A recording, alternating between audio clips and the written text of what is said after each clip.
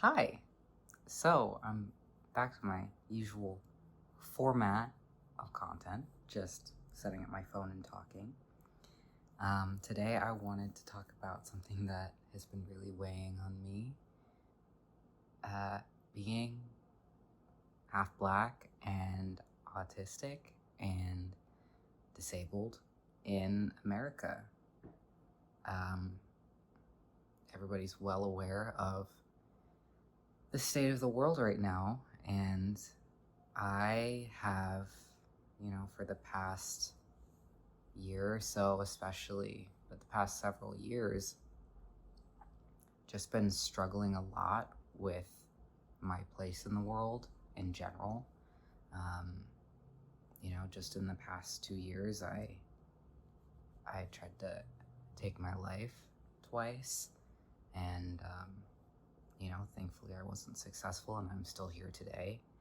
But given everything that is going on, especially with the racism and the stuff with autism, I am feeling just very insecure about my place in the world. I'm feeling very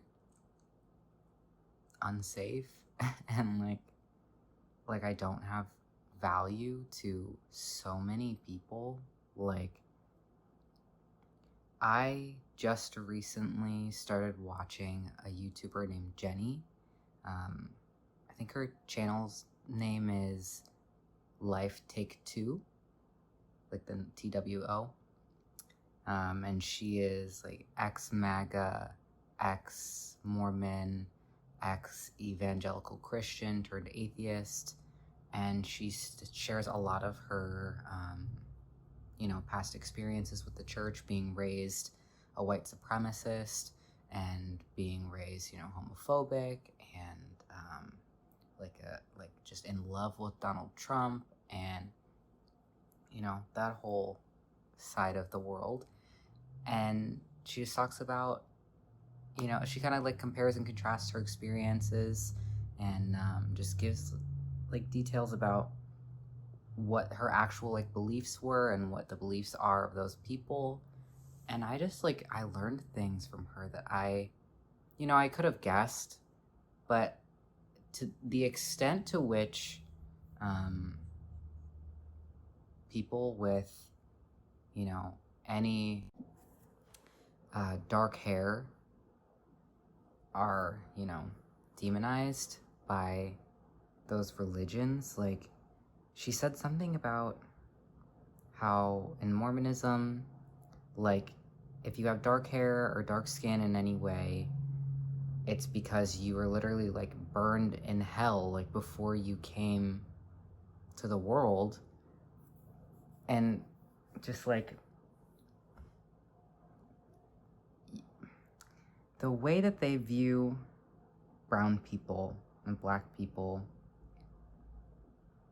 and Native Americans, Mexicans, all of these different races as just so worthless, and not even worthless, but like vermin to like be exterminated, and like how they look forward to the rapture and the world burns and like just kills all of these people, and they want all of these people to suffer, and like they know that these people are suffering and that's what they want.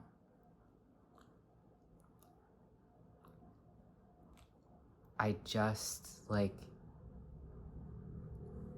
I was adopted, and I was adopted by white people. I didn't know that I was adopted until around the age of 11, and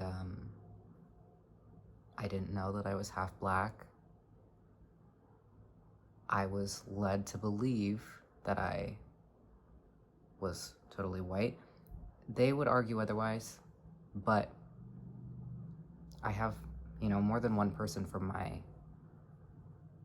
childhood, that I went to school with, that recalls me saying that, I was white and whatnot. as a very young child, like in elementary school, that was put into my head in some way, whether it was explicitly told to me or it was implied. I was always told that, I had dark hair and brown eyes like my dad. I had dark skin like my dad. I'm not dark anymore. I can put a picture right here of what I looked like when I was really little. I was pretty dark. But they're like, no, you're tan like your dad, but I'm half Jamaican. And, they didn't find it necessary to tell me anything about my heritage. They didn't find it relevant to educate me on, how people of color are treated in America. And it's because, they themselves are white, and it's not relevant to how they live their day-to-day lives. My mom, she was very much all lives matter. When I was in high school, it was Blue Lives Matter. She had the blue light on our front porch or whatever, front step, and, the stickers on the back of the vehicle, and she bought like a ring with like a blue gem and all the Facebook posts, and it's just like, what do I even say? You know what I mean? What do I even say? And, I think she came to at some point on her own. I don't really remember how, but it was like the damage is already done.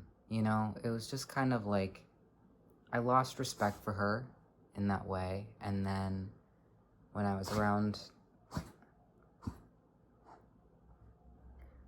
22, that's when I went completely no contact, because talking to my family, it just didn't feel right anymore.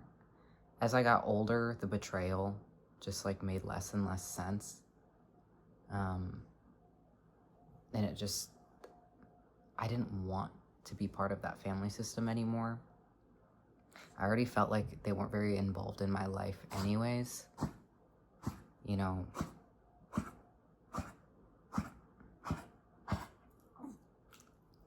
My dog has congestive heart failure.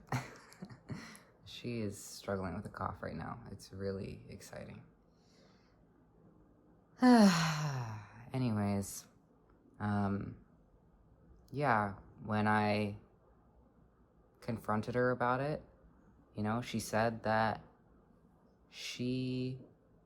my biological mom didn't want me, which I have now learned was not true. She wanted to be in my life and tried to, but was treated very poorly by my adoptive mother and did not feel welcome to continue showing up. And my adoptive mom said she didn't want anybody to think that I was just some little black girl that nobody wanted, and that she wanted me, and she wished that she had never told me that I was adopted. And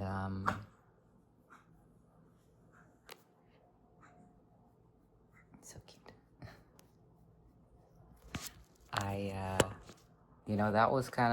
That was it for me. I don't really know how she ever thought we could come back from that, because those are some pretty bold statements, especially considering, look at me. She wishes she never told me. Like, how stupid do you think I am that I wouldn't have figured it out at some point? You know what I mean? Like, I think that part of the reason that okay, can you relax? Just chill. Part of the reason that, I didn't even realize, even though people were questioning me at school, is because I had, this whole childhood where just race wasn't very relevant. And I went to a mostly white school, and, my classmates, like I said, they would bring stuff up. I would get, like, compared to the few other black and brown people that I was in school with, but I just didn't see myself that way, I was in this family of, like, blonde-haired, blue-eyed people, and that was just my life. That was just normal. Um, and so my identity was like built on this, you know, I don't know, this vision of like being a white girl. And so when I looked in the mirror and stuff and I felt insecure and I felt ugly, I just felt like I was just like an ugly white girl. I just thought that I like came out wrong. And so to say that, not having that context of my ethnicity growing up, was like not important and she wishes she never told me. They just set me up for failure, They set me up for failure in this society where racism is still very alive and well across multiple different cultures. It's not just, white Christian American people.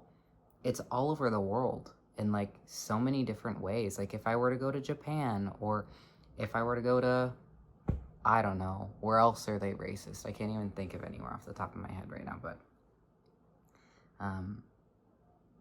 I will be treated differently in so many different places, and I'm not, I'm not dark. I am light skinned, very pale. If I get some sun, I can get pretty brown, but the telltale giveaway is like my hair and my facial features, but I'm still, very privileged to be the color that I am. And I've still, been harassed and called the N-word. A couple of years ago, I was doing DoorDash, and a group of teenage boys followed me in their car, pulled up next to me when I parked, started asking me, like, what am I, and blah, blah, blah, and, called me the N-word and drove away, and it was just jarring. It was just jarring because it just, I don't think about it, I don't think about my ethnicity.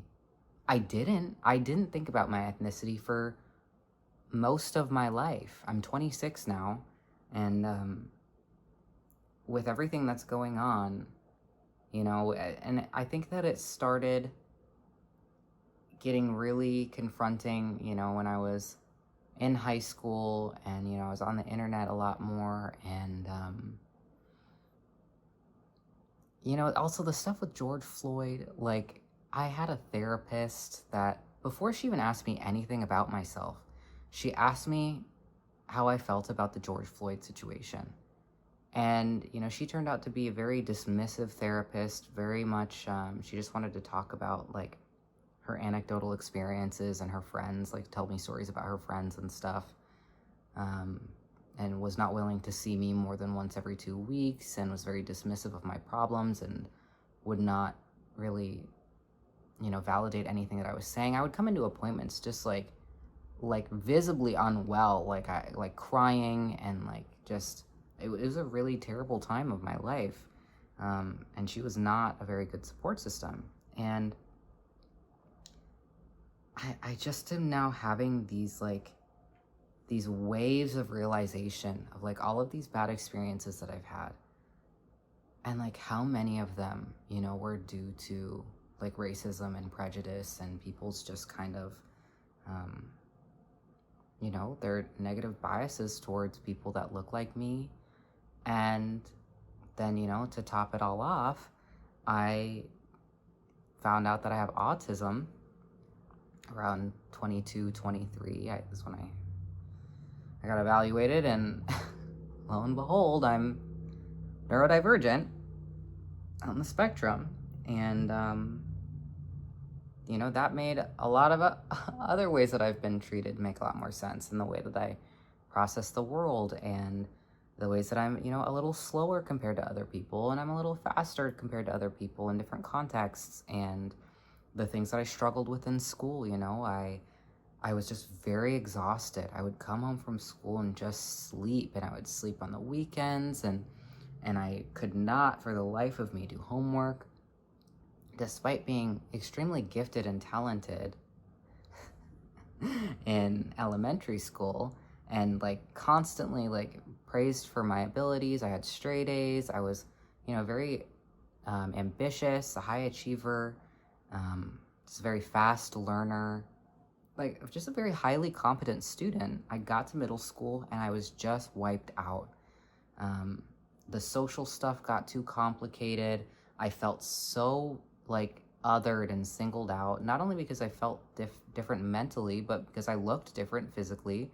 I had acne, I was a little overweight, I have a lower voice, and the way that I experienced the world was just very different from my peers. And so, I'm no stranger to feeling different from the people around me.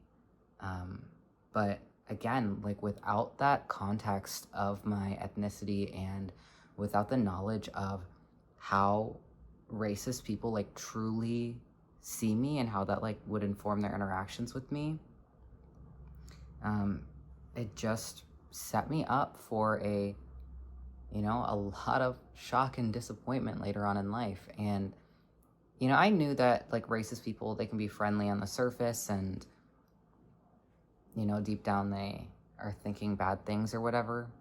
But the degree to which I'm seeing it be played out online, in the media, in the news, all of the cover-ups, all of the deflection, all of the lying, the manipulation, the narrative control, and people banding together to, push these ideologies that really like go out of their way to demonize and devalue like completely average worthy human beings, like just people, just normal people that exist in the world, that are living their lives, that have hopes and dreams and people that they love and talents, and they have their favorite foods and their favorite places they like to go. They have their favorite smells and their favorite movies and stories, family recipes, like all of these things. And there are people that just want them to burn in hell for existing. And there are people that want me to just burn in hell for existing. And the way that my self-esteem and my self-worth has been so broken down and I don't know, put to the test over my life, and how hard I've had to fight to feel any positive way about myself at all. With everything going on right now, like I can say that I am a very strong, like I'm a strong person. I have conviction, I have ambition, I know my strengths, I know my weaknesses. I think that I have a lot to offer the world.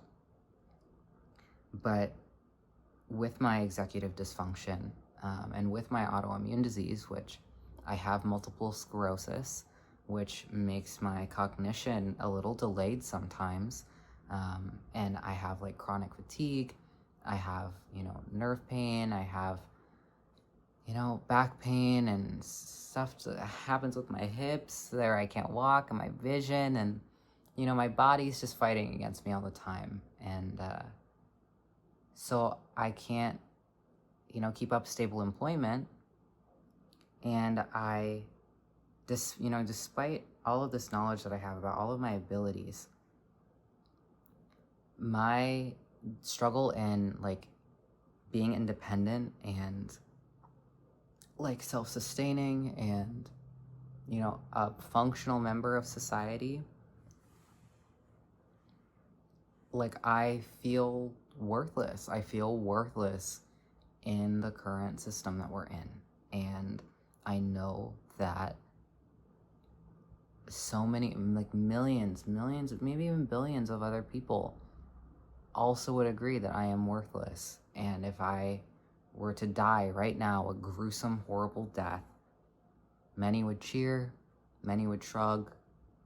Like it wouldn't matter, or it would be something to celebrate. It would be like a relief to some people. Oh my God, like thank God we got rid of this worthless mooch, And all I do is I sit here and I rack my brain over all of the different ways that I could possibly contribute to the world around me that I care about so much. I care about the world to like an unhealthy degree, where it is very paralyzing and crushing because I can't do as much as I would like to, and because my nervous system has been, so overwhelmed by all of the stressful experiences that I've been through, like the financial insecurity and the housing instability and the relationship trauma that I've gone through and the betrayal in my family and in my relationships and my struggles with communication and my struggles with executive dysfunction and, all of the conditioning that is pouring through the media and the news and all of the lack of transparency, like people are so opaque. People are two-faced. They do not want you to know what they feel and what they think on the inside. And so they, paint this pretty picture and they interact with you in a way that, they're presenting themselves as safe and trustworthy and reliable, but they're just not. They're just not. They don't have your best interests at heart. And it creates this, like, for me, this intense paranoia, this feeling of I can't trust anybody. I cannot take anybody at face value, even though with my neurodivergence, being on the autism spectrum, one of my greatest flaws is that I'm a little naive. I am a little naive and I am too trusting. I see the good in everybody. I don't read between the lines in the same way that other people do. I just take things at face value and I assume that people are being truthful and honest up front.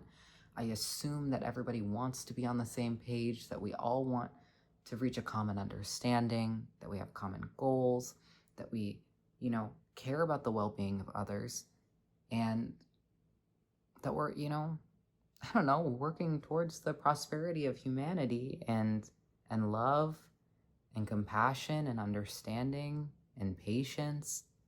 But that's just not how things work. That's just actually not how people move through the world. People actively want to watch the world burn. And, Jenny said, Life Takes Two, she said that people on the right, the Christian, like right-wing evangelical white supremacists, I can't remember, Christo-fascist, I think,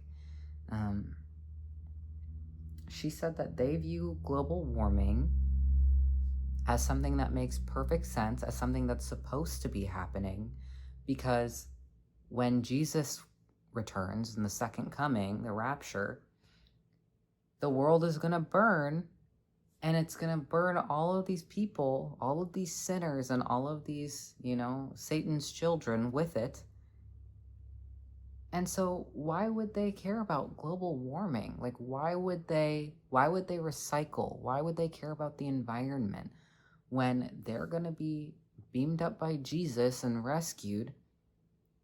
And, we're just trash, we're just garbage to be incinerated and left behind. I don't know, like that. Damn, that just fucks with me. Like, because, and I think what hurts the most is that in the world that I want to build, I want everybody's perspective to be able to be considered and to be integrated into the whole. I don't think that everybody is right. I don't think that everything is true. I don't think that everything, I think that everything has its place within the whole and can be worked with, and worked around.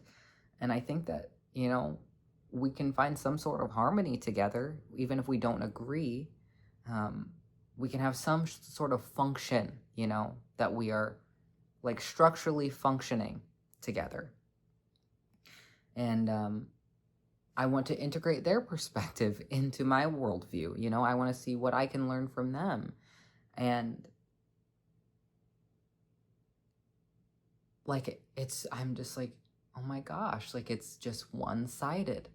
It is completely one-sided, and they hold all the power because, and I believe this very strongly, that if you maintain the stance that somebody has to convince you of something, somebody has to convince you to listen to them, to take into consideration their perspective, to hold space for you, or to, I don't know, prove your worth, prove your belonging,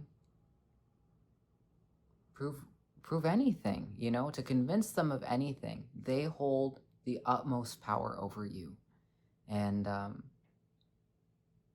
they can repeatedly shift the goalpost by just saying, it's not enough. That's not enough for me. I'm not convinced yet.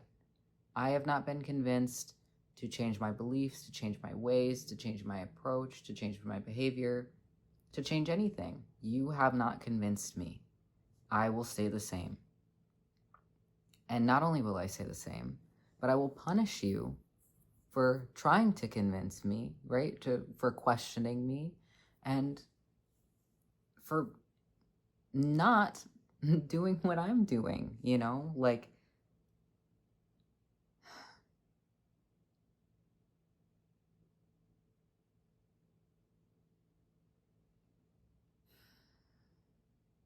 there's no room to breathe in the world that we're in right now. Like, we are so bombarded and overwhelmed with so much information and so many conflicting opinions, so many conflicting ideologies. We have everything that we need in the world as far as like resources and, manpower, intelligence. We have everything that we need.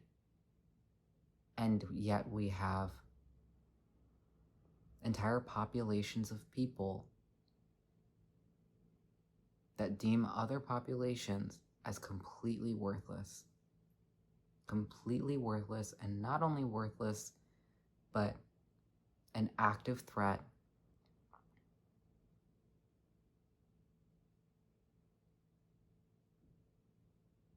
And it's something that is like taking away from the beauty of the world. That's what really fucks me up, is that, like, I can look at people, right, of any ethnicity, any background. I can look at people. I just find people beautiful, I just love to admire people. It doesn't matter where they're from or anything. But there are white people that just look at people with any pigment in their skin and just are disgusted.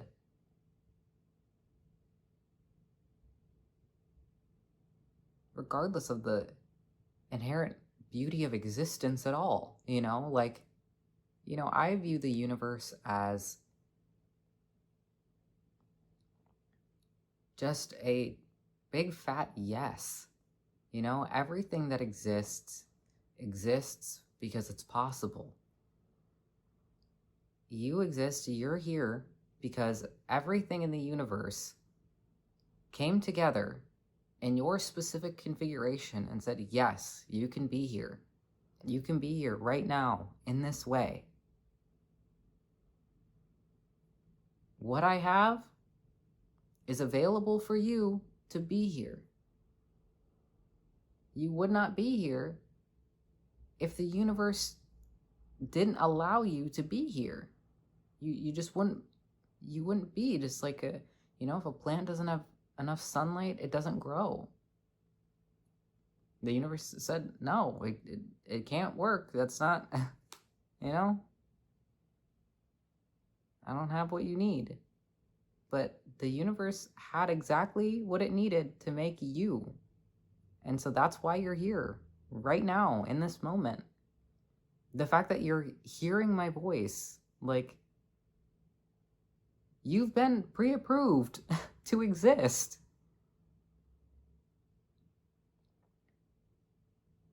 And so I don't see the point in going around and using, you know, our conscious awareness that we have been gifted as individuals to, like, be here at all. Using that to just go around and try and dictate who is and isn't supposed to be here, as if that is anything that is for us to decide in any way. I feel like our only job is to figure out how to work with what we have, to work with what is here, not to try and, like, control it, you know, or, like, manipulate it to fit how we think that things should be. I think any time that you're trying to, like, manipulate or control anything into being how you think that it should be, like, that's what keeps you stuck. That's what keeps you suffering. That's what keeps you unable to enjoy what you have. It's because you just deem what's around you as, like, not good enough, as something that needs to be fixed. You know, you're not content with the reality that you have been gifted.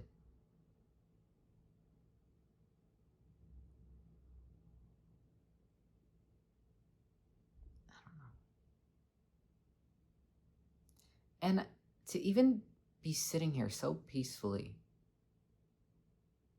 to be speaking,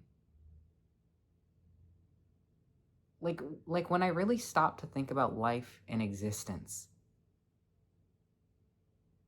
this moment, like, between you and I right now, is like a fucking miracle, right? That, like, things lined up in this way right now, right here, for you to be hearing me, for me to be speaking to you, for us to have the peace to just listen.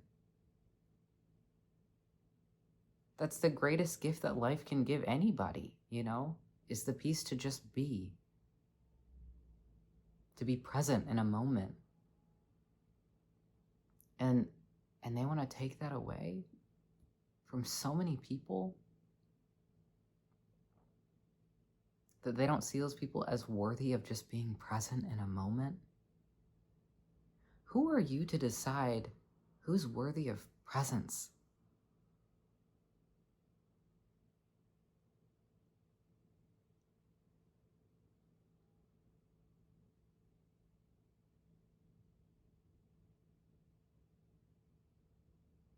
Worthiness, that it just isn't, that is so far beyond anything that we should ever even be concerning ourselves with. And yet here I am, and I started filming this because I was really struggling with just feeling unworthy of existence. And that's what this does. That's what these belief systems and ideologies do. Is they're like little worms that get in your ear, and they're just like, you don't deserve to be here. But after everything that I have fought through, after how hard that I've tried, after all the effort that I've put into being the kind of person that I want to be, and to contribute to the world how I want to, in the best way that I can with what I've been given, who's anybody to tell me that I'm not worthy of being here? With every mistake that I've made, every time that I've failed,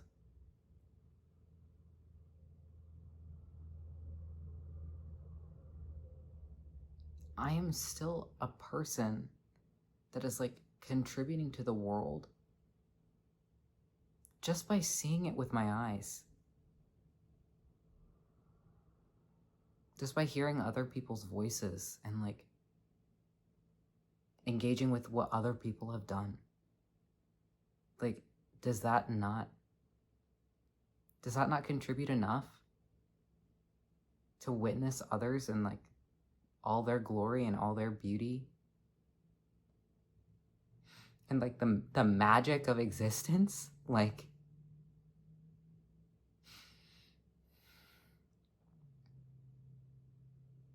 why can't that be enough?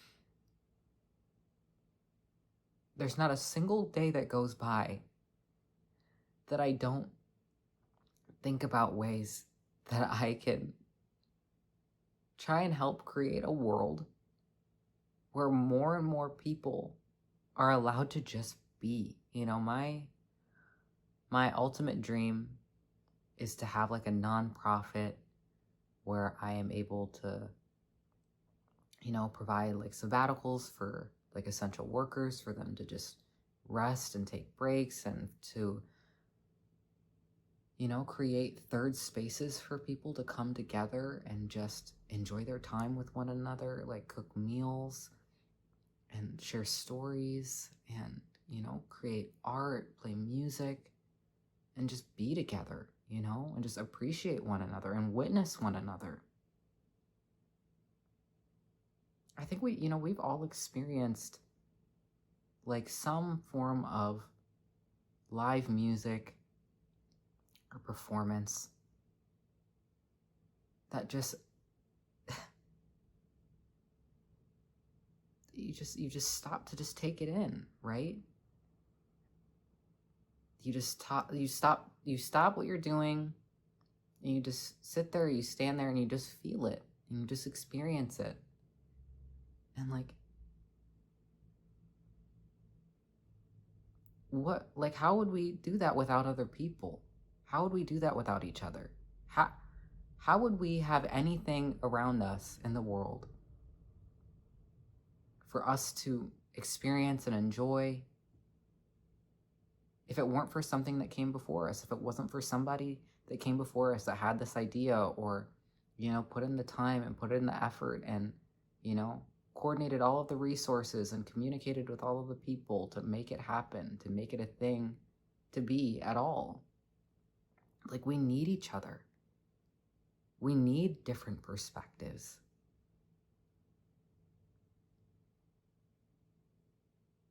We need different worldviews, and we need different cultures, and we need different traditions.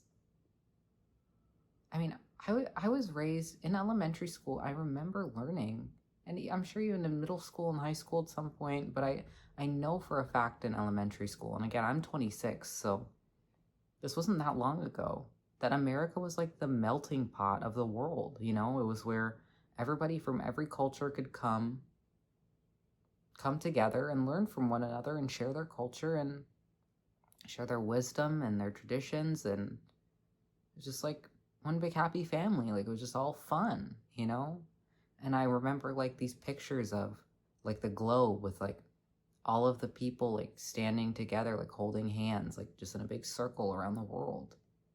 And I know I thought that's what the world was for like the longest time. I thought, you know, everybody's different, and that's the best part, and we get to do this together, and we get to see how other people see things. And it's just like every year, it's just like more and more I'm like realizing like that is not what people want at all. Even the people that are like fighting for that, like the activists that, you know, want to like fight for like world peace and whatever, like the way that they go about things sometimes, it's still, it's not helping. It's not helping. Like, just attacking each other constantly, you know? It's just so much attacking and pointing fingers, and it's exhausting.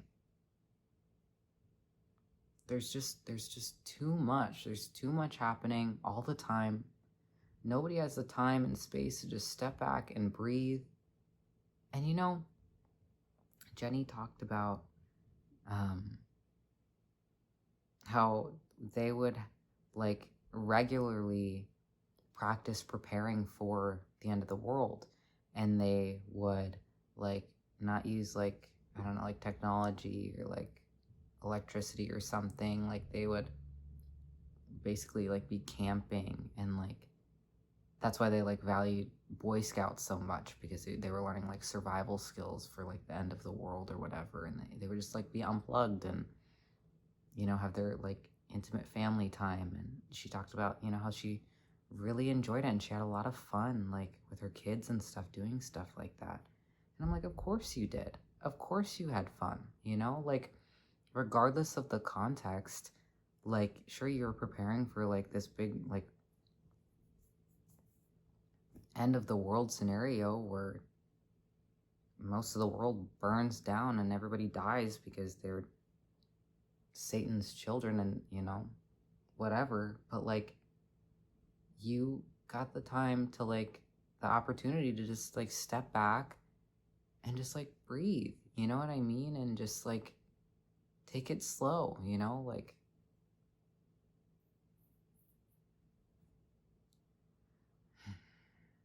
I think focusing on like survival skills is like, it's an inherently like patient process, like you actually have to go through the physical steps and like learn, these things that are what got humanity where we are in the first place. I think there's like so much value in that.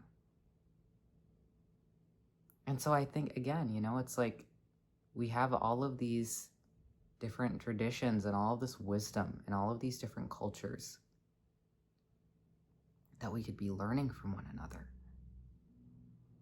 But they're like being used in these like rigid narrative framings that just keep us separate, But if we like let go of the stories, if we let go of the stories that keep us separated and like demonize one another, and we just looked at like the actual like structural things that we were doing, like it's very clear that like human beings, like for the most part, like want the same stuff. We want family, we want connection, we want, I don't know, the ability to get what we need in some way. People want to work for what they have, people want to contribute in some way. I watched this movie a long time ago called, I think it's called A Perfect Day. And I think it's about, I can't remember if he's Japanese or some other ethnicity. It's some Asian country, but he's just this old man that like cleans bathrooms. And the movie's just like him like going about his life, and going about his day. And it's just very simple and very peaceful. And I'm like, there are plenty of people in the world just like that, where it's just like they do these jobs that, maybe somebody wouldn't want to do. But it's just like a simple part of their day, they just do it and they get it over with, and they're contributing to society or whatever. And I always think like, if our society was like more connected and more compassionate and more loving and just like, I don't know, more open to one another, like even jobs like that, even jobs that like people traditionally like see as like not valuable or like they don't want to do for whatever reason, the jobs that all of the racist people think that all of the brown people should be doing that they don't want to do, these could be jobs that like we are actually like fine doing, that it's just like completely okay, and like that we might even enjoy like learning how to optimize together, you know what I mean? Like if I had a group of friends that I knew I was gonna have fun with, there is I'm sure a long list of jobs that are totally awful that I would have no problem doing because I was doing it with a group of people that I enjoy being around, and that I know are looking out for me and have my best interest at heart. And, when I was a kid, I loved watching Dirty Jobs with Mike Rowe. He's definitely MAGA now. He's definitely like, you'd probably hate everything that I'm saying. But yeah, I had every season of Dirty Jobs on DVD. I loved that show so much. I thought it was so fascinating. I thought he was so cool. And I really just admired like his willingness to just go try all these things and talk to these people about what they were doing and get hands-on one-on-one experience. And just a look into how they experience the world and how they experience life.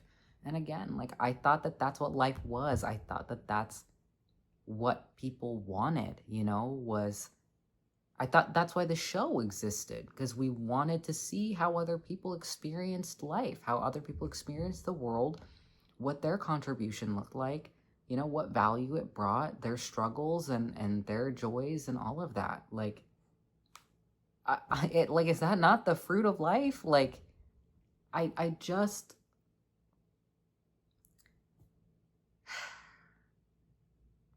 I don't know. The dissonance between what I thought the world was as a kid and what I'm seeing it is now, and the gap between, that and what it could be and where we're headed, and this pervasive loneliness and worthlessness that I feel within all of it. It's like no matter how much I remind myself of my inherent value and my inherent worth. And I think that the universe is inherently meaningless. I think that our conscious awareness is what has evolved to like identify meaning and like apply meaning like to things around us for the sole purpose of just like persistence, like existence, survival, you know what I mean? For us to like keep going, we have to be able to identify things around us that are gonna allow us to keep going on, and we tell stories and whatever to pass information on cleanly and clearly. And it's just all like structural mechanics. That's really all that's all I see around me, is like just the structure of how everything is just kind of like, well, this is just how things are because this is how things are,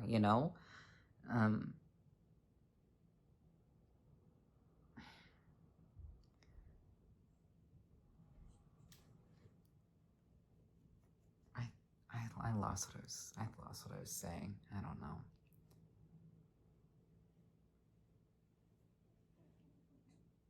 No matter how I feel about myself, no matter what meaning that I apply to my own life, my own goals, my own dreams, and where I fit in the world or whatever, like, when there are so many people that I know for a fact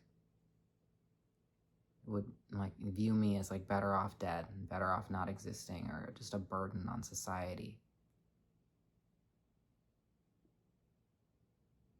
I'm only so strong. I'm just a person. And when I don't have a family that I can trust, when I don't have people to lean on, when I don't, it's so hard making friends.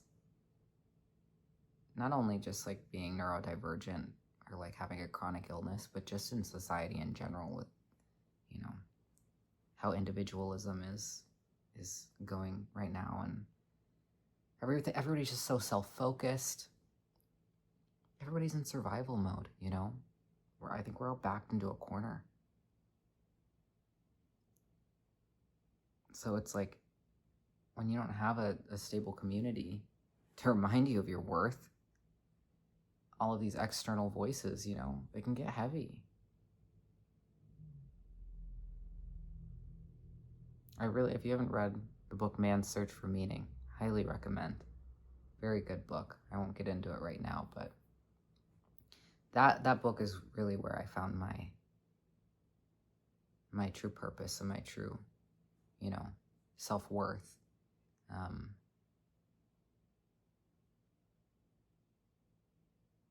just, I think there's a quote, something about how challenges and obstacles and intention and whatever are just like hidden opportunities for achievement, you know?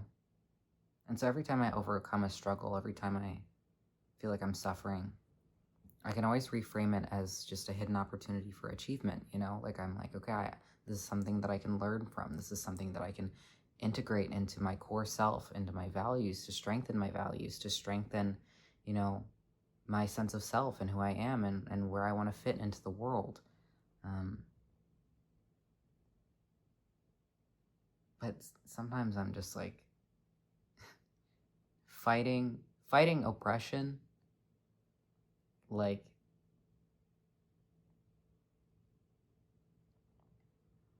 I know that word is heavy, but I'm just like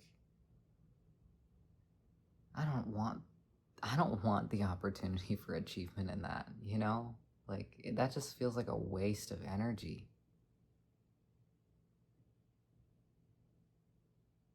Like sure I can rise above somebody trying to break me down, but it would be really awesome if they weren't just trying to break me down in the first place.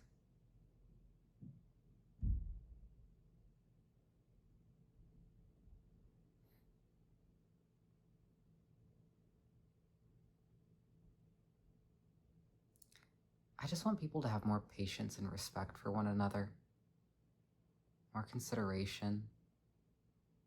You know, I think a lot of our problems in society boil down to like timing mismatches, you know, rhythm mismatches, people not having enough time or resources to do what they need or, you know, recover from stress. And hurt people hurt people. If you are constantly under survival pressure, if you are constantly afraid, like, you know, like religious people, if you're constantly afraid of being punished by God and afraid of going to hell, afraid of sin, afraid of, you know, burning with all of the rest of the people that you hate so much during the rapture, that's an immense survival pressure. You know, that's understandable. That's the worst part about it is like again, I can understand the thought process. I really can.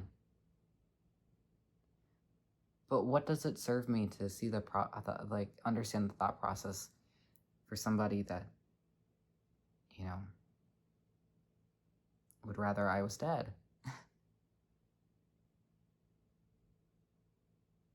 Or rather I spent my time here doing nothing but serving them, you know, so that they can enjoy their time.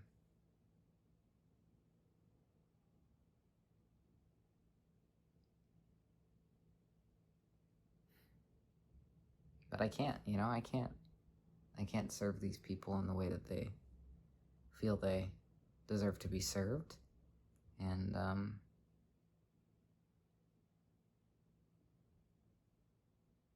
yeah, that's a really big survival pressure because I feel like my life depends on what I can put out, you know, what I can contribute, what I can produce. And I'm not in production mode right now. I'm in trying to get through the day mode, you know. I had a meeting with vocational rehab services today for the first time, trying to help me find employment. And I spent like 2 hours talking to this man, and I came home and I ate. I tried to watch a show. I could barely stay awake. I'm exhausted. My body's tired. I barely did anything today. I walked like 30 minutes to get to the bus after the appointment. And before the appointment, I got ready for the appointment. And that was my day, and I'm exhausted.